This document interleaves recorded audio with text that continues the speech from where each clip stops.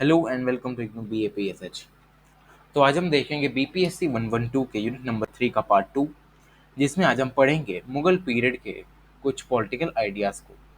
तो ये जो पर्टिकुलर टॉपिक है, हमें इसमें सबसे पहले इस मुगल पीरियड के कुछ मेजर कैरेक्टरिस्टिक्स बता के रखे हुए हैं, जिसमें सबसे पहला जो फीचर है वो ये है कि जो मुगल्स थे, हम ये सभी जानते हैं कि वो अपने आप को तिमूर का वंशज मानते थे।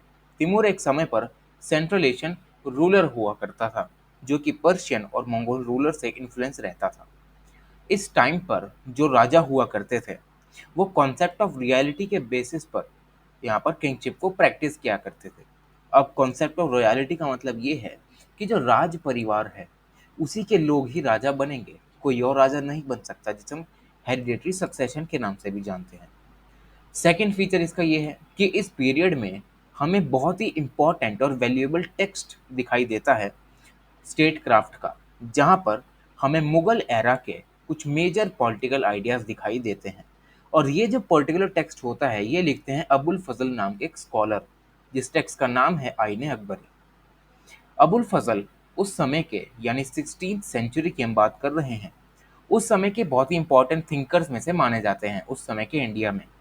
अब क्योंकि ये बहुत बड़े स्कॉलर हुए हैं, इनके पास अच्छी खासी नॉलेज है डिफरेंट डिफरेंट फील्ड्स की, जैसे कि इन्होंने मुस्लिम ट्रेडिशंस को तो पढ़ा ही, साथ ही साथ हिंदू ट्रेडिशंस को भी पढ़ा, जिसमें ये बताते हैं कि कैसे मुस्लिम और जो हिंदू ट्रेडिशंस हैं, इनको साथ में को एग्जिस्ट करने के लिए राजा को क्या क्या करना चाहिए, ऐसी सारी चीज़ें भी इन्होंने इसमें लिख के रखी हैं। इन्होंने साथ ही साथ अकबर के पॉलिटिकल आइडियाज़ को भी फॉर्मुलेट करने का काम करके रखा हुआ है।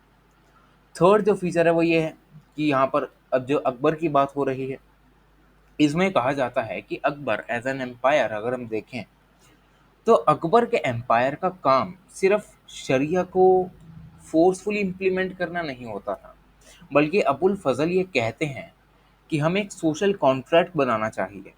सोशल कॉन्ट्रैक्ट किसके बीच में? हिंदूज के बीच में, मुस्लिम्स के बीच में, क्योंकि जब ये मुगल पीरियड चालू हुआ, तब हम ये जानते हैं कि बहुत बड़ी नॉन मुस्लिम पॉपुलेशन उस समय पर इंडिया में हुआ करती थी। अब इन दोनों में यहाँ पर टक्कर तो होगी ही होगी, क्योंकि एक मज़हब इसमें ऐसा है जो कि शरिया को फोर्सफुली इम्प्लीमेंट करने की बात करता है राजा के द्वारा, कि राजा को हर किसी पर, सबसे नीचे के तबके के लोग के साथ सबसे ऊपर वाले तबके के लोगों को, इन सभी को शरिया में लाना है, मतलब इस्लाम में कन्वर्ट करना है। अब अगर हम किसी इंसान पे फोर्सफुली कोई चीज़ थोपने की कोशिश करते हैं, तो जाहिर सी बात है झगड़े तो होंगे ही। और इन्हीं झगड़ों को सुलझाने के लिए अबुल फजल अकबर को ये डायरेक्शन देते हैं कि हमें एक ऐसा एम्पायर नहीं बनाना जहाँ पर हम फोर्सफुली जो शरिया है उसको हम इम्प्लीमेंट करें, बल्कि जो अबुल फजल ये कहते हैं कि हमें एक सोशल कॉन्ट्रैक्ट बनाना चाहिए, ताकि जो हमारा मिस्टिकल ट्रेडिशन है वो लंबा चल सके। रिलीजियस फैंटेसिज्म को हमें छोड़ना चाहिए, मतलब हर किसी तरीके का जो भी रिलीजियस यहाँ पर इम्पोजिशन है फोर्सफुल या कोर्सिव तरीके से, उसे हमें छोड़ना पड़ेगा, क्योंकि पहले के टाइम पे धर्म के नाम पर लोग एक दूसरे का गला काटने जाते थे। इसी को अबुल फजल यहाँ पर छोड़ने की बात करते हैं। अब ये जो सारे आइडियाज़ होते हैं, ये अकबर के टाइम पर थोड़े थोड़े यहाँ पर उनको समझ आने लगते हैं, और धीरे धीरे जो एसिमिलेशन होता है हिंदू मुस्लिम ट्रेडिशंस का, ये मोमेंटम गेन करने लगता है, जहाँ पर जो हिंदूज़ हैं वो इस्लाम के कुछ एलिमेंट्स को यहाँ पर एक्सेप्ट करना चालू कर देते हैं। साथ ही साथ इस्लाम में यहाँ पर हिंदुइज्म के कुछ आइडियाज़ जो हैं वो बिना किसी प्रेशर में आए प्रैक्टिस किए जाते हैं। मतलब हिंदुइज्म में कुछ ऐसे भी इस्लाम के बिना प्रेशर लिए कुछ ऐसे एलिमेंट्स यूज़ किए जाते हैं, जिससे कि जो हिंदू मुस्लिम भाई भाई यहाँ पर रह सके। सेकंड रिस्पॉन्स ये मिलता है कि यहाँ पर हिंदू मुस्लिम ट्रेडिशंस की एक सिंथेसिस बनाने की कोशिश की जाती है, कि मतलब दोनों धर्मों के बीच में कोई भी टक्कर ना हो, मतलब कोई भी झगड़ा ना हो, इस तरीके से यहाँ पर पॉलिटिकल आइडियाज़ को शेप करने की बात की जाती है। अगर हम मुगलों के पीरियड में देखें, तो यहाँ पर हमें ये भी दिखाई देता है कि यहाँ पर किसी भी तरीके का कोई इंस्टीट्यूशन या काउंसिल ऑफ मिनिस्टर नहीं है किंग को एडवाइस करने के लिए। वहीं अगर हम थोड़ा पीछे जाएं, 12th सेंचुरी जब दिल्ली सल्तनत आई, वहाँ पर हमने क्या देखा कि वहाँ पर किंग के साथ एडवाइजर्स हुआ करते थे, जो कि किंग को पॉलिसी फॉर्मुलेशन में एडवाइस किया करते थे कि किंग को कैसी पॉलिसी बनानी चाहिए, एडवाइस उसे किया करते थे। पर मुगल पीरियड आते आते 16 सेंचुरी आते आते ये सब हट गया। किंग सिर्फ अकेला है, ठीक है, और बिना किसी के कलेक्टिव एडवाइस पे वो यहाँ पर अपनी पॉलिसीज बनाता है। अब ऊपर ये किंग के ऊपर है कि मतलब अगर उसे किसी की एडवाइस चाहिए, ठीक है, वो अपने पर्सनल फ्रेंड से ले लेगा, या उसके कोई ट्रस्टवर्दी ऑफिशियल्स हैं या उलेमा जो लोग हैं उनसे वो एडवाइस ले लेगा उसकी अगर इच्छा है तो। अगर उसकी इच्छा नहीं है तो उसके दिमाग में जो भी उपज आई वो उसको रूल बना के जनता पे थोप देगा। ऐसी चीज़ें मुगल पीरियड में हुआ करती थी। और ये जो ट्रस्टेड एडवाइजर्स उस नंबर किंग में हुआ करते थे, इनका एक इनफॉर्मल ग्रुप भी हुआ करता था जिसका नाम था मजलिस खालवत। लास्ट हमें फीचर इस पीरियड का दिखाई देता है कि जो किंग है उसे फाउंटेन ऑफ जस्टिस कहा जाता है, एक न्याय का फव्वारा कहा जाता है राजा को। क्योंकि राजा का काम क्या है कि होली कुरान को फेथफुली इम्प्लीमेंट करे, ठीक है। अब क्योंकि वो डी फैक्टो हेड है सभी डिपार्टमेंट्स का, ठीक है, और उसके अंदर भी नॉमिनल हेड आते हैं जिसका नाम है काजी। काजी का काम क्या होता है भाई, नॉमिनल हेड है, मतलब कि काम हम ये कह सकते हैं कि शोपीस की तरह उसे रखा हुआ है। डी फैक्टो किंग ही है, जो करेगा किंग करेगा। किंग के एब्सेंस में जैसे हमारे यहाँ क्या होता है कि प्रेसिडेंट होता है, डिफैक्टो तो नहीं है पर एग्जाम्पल के लिए अगर प्रेसिडेंट एब्सेंट है तो vice president as an acting president यहाँ पर रूल करते हैं। मतलब जो पावर्स प्रेसिडेंट के पास होती हैं वही सारी पावर्स उसकी एब्सेंट में वाइस प्रेसिडेंट के पास आ जाती हैं, वही सारा काम यहाँ पर चलता था। अगर किंग किसी कारणवश एब्सेंट है, वो अपनी सर्विसेज नहीं दे पा रहा है अपने प्रजा को, वो काजी को सौंप दिया करता था। काजी के पास सारी राजाओं वाली पावर आ जाती थी ताकि वो चीफ जस्टिस की तरह यहाँ पर डील कर सके। तो ये थे कुछ इस पर्टिकुलर पीरियड के या मुगल पीरियड के कुछ कैरेक्टरिस्टिक्स। आगे बढ़ते हैं इनके रॉयल पावर की तरफ। तो अबुल फजल जो हैं वो यहाँ पर डिवाइन लाइट ऑफ रॉयलिटी की बात करते हैं। वो ये कहते हैं कि डिवाइन लाइट ऑफ रॉयलिटी तो होनी ही चाहिए। इसका मतलब कि जो यहाँ पर रॉयलिटी है वो कैसे आ रही है, रॉयलिटी है मतलब फर्दी आज़ादी। फर्दी आज़ादी कहाँ से आ रही है, एक लाइट आ रही है, मतलब कुछ किरणें आ रही हैं भगवान से। अब वो जो भगवान की किरणें हैं वो एक सूरज के रूप में यहाँ पर एक इंसान पे पड़ रही हैं जो कि है राजा, ठीक है। और जो राजा है वो यहाँ पर इन किरणों को लेता है, अपने आप को भगवान मानता है और जनता पर रूल करता है। ऐसी सारी चीज़ें यहाँ पर अबुल फजल बताने की कोशिश करते हैं। साथ ही साथ वो ये भी कहते हैं कि इसके बीच में कोई इंटरमीडिएरी नहीं होना चाहिए कि कोई बीच में उलेमा आपने बिठा दिया कि भाई ये पहले जो लाइट है वो उलेमा पर पड़ रही है, उलेमा कह रहा है राजा को चलो भाई तुम राजा हो, भगवान ने तुम्हें जो ना ये सब, ऐसा कुछ नहीं है। डायरेक्ट कनेक्शन राजा का भगवान के साथ बिठाने की कोशिश की जाती है मुगल पीरियड में। ये होता है यहाँ पर रॉयलिटी का कॉन्सेप्ट। आगे अगर हम बात करें तो इनके कुछ रिलीजियस अथॉरिटीज़ और रिलीजियस यहाँ पर हम पर्सनैलिटीज़ के रूप में बात करें तो उलेमा और जो मुजताहिद लोग होते हैं वो यहाँ पर कस्टमरी लॉज या जो किंग के लॉज होते हैं उसको इंटरप्रेट करने का काम करते हैं। ये यहाँ पर सुप्रीम अथॉरिटी होती है। पर अबुल फजल के फॉर्मुलेशन में ये कहा गया है कि यहाँ पर किसी भी तरीके का कोई रिलीजियस इंटरप्रेटर भी नहीं होना चाहिए, क्योंकि जो किंग है वो खुद का ही जज है और खुद ही वो लॉ को इम्प्लीमेंट या इंटरप्रेट करेगा। कोई उलेमा नहीं चाहिए, कोई मुजताहिद नहीं चाहिए। ये है अबुल फजल का फॉर्मेशन। आगे बढ़ते हैं, wellbeing of subjects as the objective of state. तो जैसे कि हर स्टेट बनती है, हर एक कंट्री जो है वो आजकल यही चाहती है कि उसका वेलबींग करे अपने लोगों का, तो वही यहाँ पर मुगल पीरियड में चलता था। जो गवर्निंग प्रिंसिपल है मुगल पीरियड का वो यही था कि हमें जो हमारी प्रजा है उसका वेलबींग करना है। एक अच्छा राजा वही है कि जो अपनी पावर को दूसरों पर हावी होने के बजाय दूसरों की भलाई में लगाए, वो अच्छा राजा है। मतलब एक राजा अपनी प्रजा के लिए पिता के समान होता है। जैसे पिता सैक्रिफाइस करता है अपनी संतानों के लिए, वैसे ही जो राजा है उसको कॉमन वेलफेयर का प्रिंसिपल लेकर, मतलब लॉ ऑफ गॉड के द्वारा यहाँ पर गाइडेंस लेकर, कॉमन वेलफेयर का प्रिंसिपल लेकर यहाँ पर रूल करना चाहिए, ताकि जो आइडियल या जस्ट सोसाइटी है वो हम यहाँ पर बना सकें। आगे बात करते हैं रिलीजियस हार्मनी की। तो जो फजल हैं अबुल फजल ये कहते हैं कि मुगल पीरियड में हमें बहुत ज़्यादा ये दिखाई देता है कि हिंदूज और जो मुस्लिम्स हैं उनके बीच में झगड़े बहुत होते हैं। अब उन झगड़ों के पीछे ये कुछ 7 कारण बताते हैं, जिसमें सबसे पहला कारण है सबसे पहला कारण यही है कि भाई इन दोनों के इंटरेस्ट अलग हैं, इनके परसेप्शन अलग है। एक मानता है कि हमारे भगवान के अलग अलग रूप हैं, जैसे हिंदुइज्म में हमें दिखाई देता है ब्राह्मणिकल रिलीजन में कि एक भगवान किसी, फॉर एग्जाम्पल कि जो फायर के देवता हैं वो हैं अग्निदेव, फिर इंद्रदेव हो गए बारिश वाले। तो ऐसी सारी चीज़ें हिंदुइज्म में चलती हैं। वहीं जो इस्लाम है उसमें क्या चलता है कि ऐसा कुछ नहीं है भैया, सिर्फ एक अल्लाह है, अल्लाह ही सब कुछ चलाता है। एक ही गॉड है जिसका कोई आकार नहीं, निराकार है। बल्कि हिंदुइज्म में तो उनकी मूर्तियां तक बना दी जाती हैं। तो इन्हें इंटरेस्ट की वजह से यहाँ पर इनमें झगड़े होते हैं। सेकंड है डाइवर्सिटी ऑफ लैंग्वेज, कि जहाँ पर इस्लाम में सिर्फ उर्दू को ही यहाँ पर प्रेफरेंस दी जाती है, वहीं ब्राह्मणिकल रिलीजन या हिंदूज में क्या होता है कि आप संस्कृत भी बोल सकते हैं, ठीक है, कोई भी आप लोकल लैंग्वेज में बात कर सकते हैं। अगर आप हिंदू हैं तो ऐसा कोई बंदिश नहीं है कि अगर आप हिंदू हैं तो आपको संस्कृत ही बोलनी है। जो भी आपको लोकल लैंग्वेज आती है आप उसमें बात कर सकते हैं।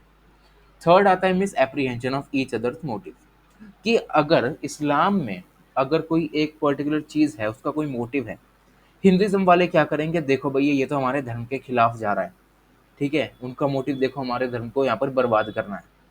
ऐसी सभी चीज़ों की वजह से उस समय पर हिंदू मुसलमानों में झगड़े हुआ करते थे। साथ ही साथ जो इनके रिलीजियस लीडर्स थे, कॉमन मैन थे, ये भी एक दूसरे से दूरियां बना कर रखते थे। अब दूरियां अगर इन्होंने बना ली, एक दूसरे से अपने आइडियाज ही नहीं शेयर कर रहे हैं, तो ऑब्वियस सी बात है कि झगड़े होंगे ही होंगे। हर एक की बात को ये मिस इंटरप्रेट करके आगे भेजेंगे। साथ ही साथ इनफ्लेक्सिबल कस्टम्स हुआ करते थे, जैसे कि मुस्लिम्स में क्या होता है कि कोई भी इस तरीके का कस्टम हमें दिखाई नहीं देता, ठीक है। वहीं अगर हम ब्राह्मणिकल रिलीजन की बात करें तो उस समय पर राजा को सबसे पहले क्या करना है, अश्वमेध यज्ञ कराना है, उसके बाद राजसूय यज्ञ कराना है, वाजपेय यज्ञ कराना है, हिरण्यगर्भा कराना है, ठीक है, अग्निहोत्र करना है रोज के रोज। इन सभी चीज़ों की वजह से, डिफरेंट रिलीजियस कस्टम्स की वजह से भी इनमें झगड़े हुआ करते थे। सिक्स्थ है लोअर ड्रेस ऑफ विजडम, कि भाई इस्लाम में विजडम का कोई स्कोप नहीं है। जो अल्लाह है उसने अगर कोई चीज़ कही, मतलब मोहम्मद साहब की जो टीचिंग्स हैं उसके बाहर आप गए, ठीक है, आपको फिर उलेमा के सामने रखा जाएगा, उलेमा सोचेगा कि भाई क्या करना है इसका। वहीं अगर हम हिंदुइज्म में जाएं तो हिंदुइज्म में हमको विजडम दिखाई देती है। अगर आपको क्या करना है, वैदिक जो रिलीजन है उसको फॉलो नहीं करना, आप उपनिषदिक रिलीजन को फॉलो कर लीजिए। वो भी नहीं करना तो आप नास्तिक बन जाइए, इसमें विजडम आ जाती है। इन्हीं सभी चक्करों के वजह से इनमें झगड़े होते हैं। सातवां कारण यही है कि हर एक जो रिलीजन है अपना एरोगेंट बनने की कोशिश करता है, मतलब एक दूसरे पर हावी होने की कोशिश करते हैं, अपने सेल्फ इंटरेस्ट को हमेशा ऊपर रखते हैं, अपने आप को हमेशा सेल्फ राइटियस दिखाते हैं कि भैया हम ही राइट हैं। इन्हीं सब चक्करों की वजह से यहाँ पर झगड़े हमें दिखाई देते हैं। और इन्हीं चक्करों को यहाँ पर सुलझाने के लिए जो अबुल फजल हैं वो एक को एग्जिस्टेंस की थियोरी एडवोकेट करते हैं, ठीक है, जिसका नाम होता है एब्सोल्यूट पीस अगर हम इंग्लिश में देखें, और उर्दू में होता है सुलह कुल। सुलह कुल का मतलब ये है कि सब सुलह से रहें। कुल का मतलब हम समझते ही हैं कि भाई जनता जो पॉपुलेशन है वो। सुलह कुल का मतलब ये है कि यहाँ पर जो लोग हैं उनके बीच में सुलह हो, किसी भी तरीके का कोई मतभेद ना हो, सब एक साथ एक मिल एकजुट कर रहे हैं, ये होता है सुलह कुल। साथ ही साथ यहाँ पर होता है एब्सोल्यूट लव या मोहब्बत कुल, मतलब यहाँ पे सब प्यार मोहब्बत से रहें, ठीक है, मोहब्बत की दुकान वाला यहाँ पर एक कॉन्सेप्ट आ जाता है।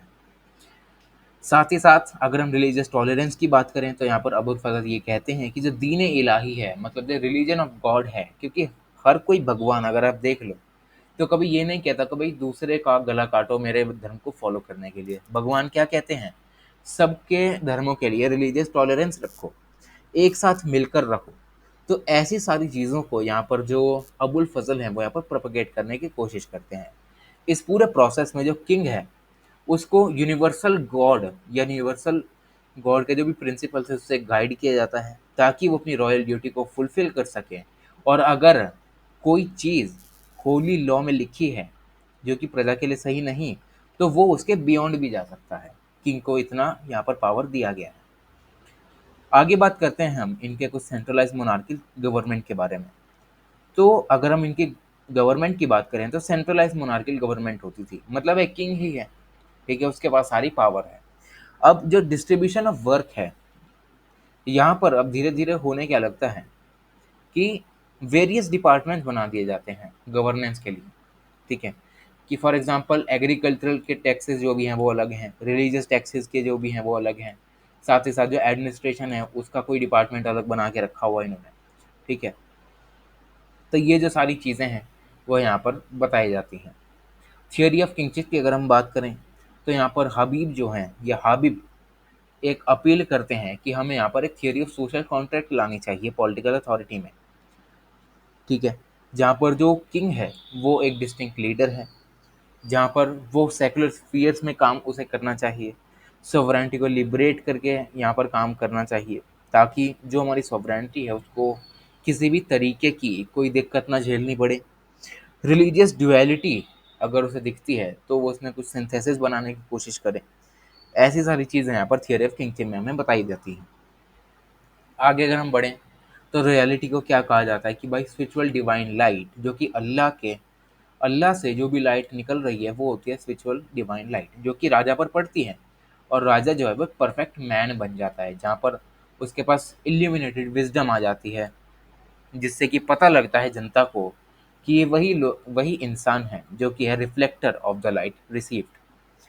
साथ ही साथ अगर इसके कुछ ड्यूटीज़ की बात करें तो राजा को कहा जाता है कि आपको कुछ ऐसी क्वालिटीज़ एक्वायर करनी है, जैसे कि आपको रोज़ प्रेयर करनी है, डिवोशन करनी है, जैसे ये मेहता कहते हैं, जिसका काम है कि आप रोज़ यहाँ पर प्रेयर करें, जनता को दिखाएं कि आप कितने ज़्यादा रिलीजियस पर्सन हैं, जो कि लॉ ऑफ गॉड के ज़रिए यहाँ पर बाउंडेड है। मतलब जो मोहम्मद साहब की टीचिंग्स हैं उसके अंदर अंदर रह के आपको प्रेयर करनी है, स्पिरिचुअल गाइडेंस देनी है अपनी जनता को, ठीक है। उनकी प्रॉपर्टी, उनके लाइफ, उनके ऑनर, उनके रिलीजन को आपको प्रोटेक्ट करना है, ठीक है। ऐसी सारी चीज़ें उस समय पर चला करती थी। और जो प्रिंसिपल्स के जस्टिस हुआ करते थे, सॉरी, जो जस्टिस के प्रिंसिपल्स हुआ करते थे वो इंडिजिनियस कस्टमरी लॉ पर बेस रहते थे। मतलब जो इस्लाम में जो लॉज लिखे गए हैं कस्टमरी, मतलब जो मोहम्मद साहब ने कह दिया जो लॉ है वही उसको फाइनल इंटरप्रिटेशन माना जाता था, ठीक है। मतलब ये जो जस्टिस का सिस्टम था ये कुरान के बेसिस पर या मोहम्मद साहब की टीचिंग्स पर ही बेस्ड रहता था। और जो फाइनल इंटरप्रिटेशन होता था वो राजा पर छोड़ दिया जाता था कि भाई राजा ही है अंतिम यहाँ पर अपील, कि अगर आपको कुछ करना है तो राजा को कहो, उसके बाद कोई नहीं आना है। ऐसी सारी चीज़ें मुगल पीरियड में हमें दिखाई देती हैं।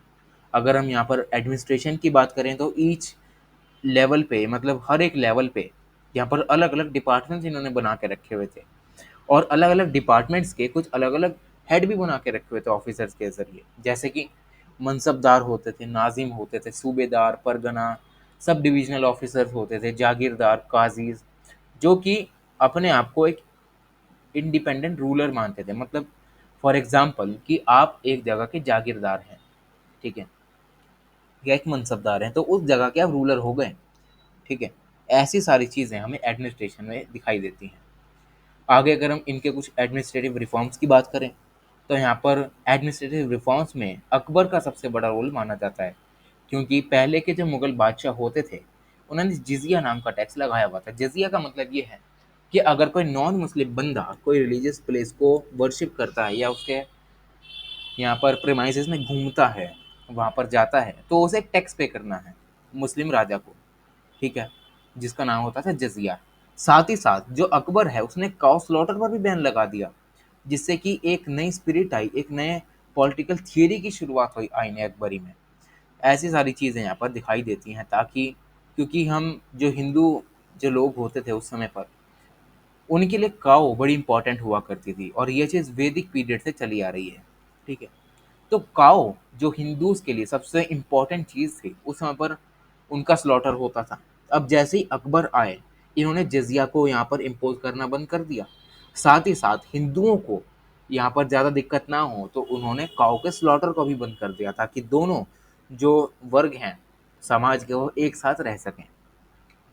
लास्ट में हमें कुछ इनका फोर फोल्ड सोशल क्लासिफिकेशन देखने को मिलता है, जैसे कि हिंदू थॉट में हमें वर्णाश्रम दिखाई देता है कि सबसे ऊपर ब्राह्मण है, वह फिर क्षत्रिय हैं, वैश्य हैं, शूद्र हैं। वहीं यहाँ पर हम फजल की राइटिंग्स में भी हमें फोर फोल्ड क्लासिफिकेशन दिखाई देता है मुगल पीरियड का, जहाँ पर सबसे पहली जो प्लेस है वो रूलर्स और वॉरियर्स को दी जाती है। दूसरी जगह दी जाती है उलेमाओं को, मतलब जो लर्न स्कॉलर्स हैं, एस्ट्रोनॉमर्स हैं, जो ज्योतिषी हैं, उस समय के जो फिलोसफर्स हैं, तीसरी प्लेस दी जाती है आर्टिजन्स को या मर्चेंट्स को, जो हम कह सकते हैं कि ये वैश्य हुए एक तरीके से। और जो लास्ट प्लेस है वो हस्बैंडमैन या लेबर्स को दी जाती है, जो कि यहाँ पर लेबरी का काम करते हैं, अपनी सेवाएं देने का काम करते हैं। तो ये होता है इनका कुछ सोशल क्लासिफिकेशन। तो यहीं तक रखते हैं सेकंड पार्ट को। Thank you so much.